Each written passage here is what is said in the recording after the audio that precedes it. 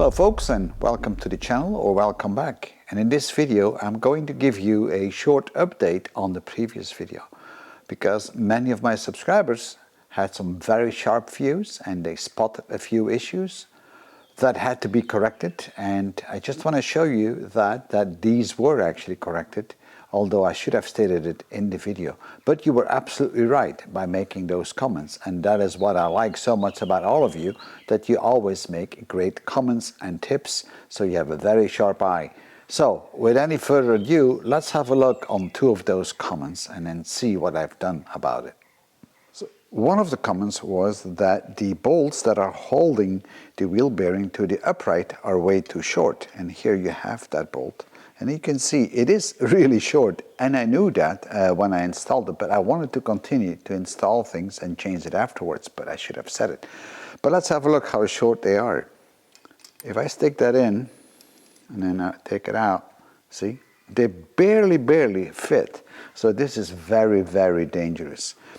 So I don't know why initially they put such short bolts in.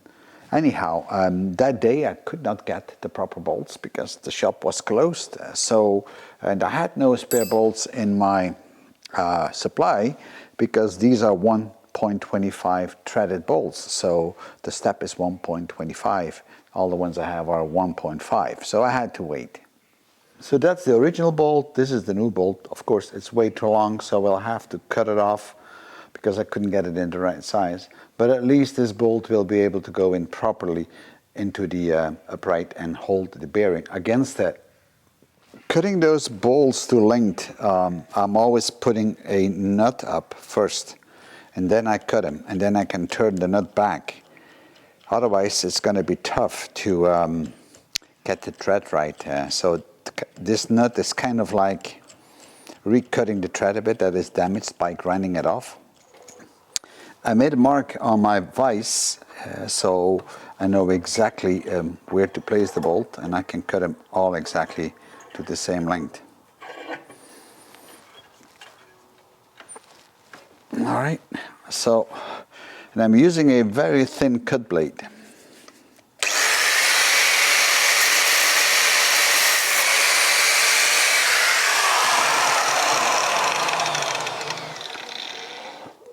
So now I'm going to remove the nut and grind it a little bit so we have a proper tip.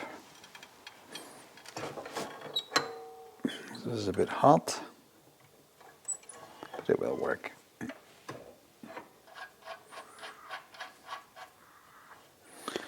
If you cut it properly with a fine disc, then the nut comes off very easily, as you can see. Now putting it on often can be a little bit of a problem, but not in this case. So I'm still going to taper a little bit the head of the thread here.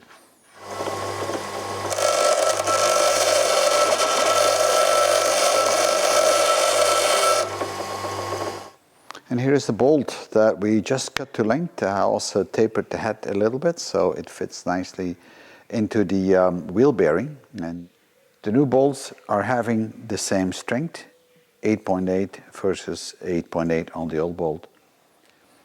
So here we go, all 8 ready to be installed.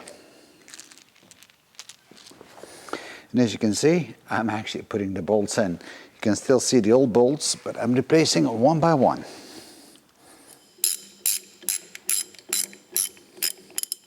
And there you see the bolt starting to come through.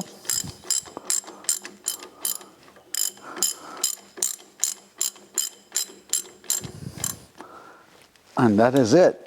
So I'll now do the remaining bolts.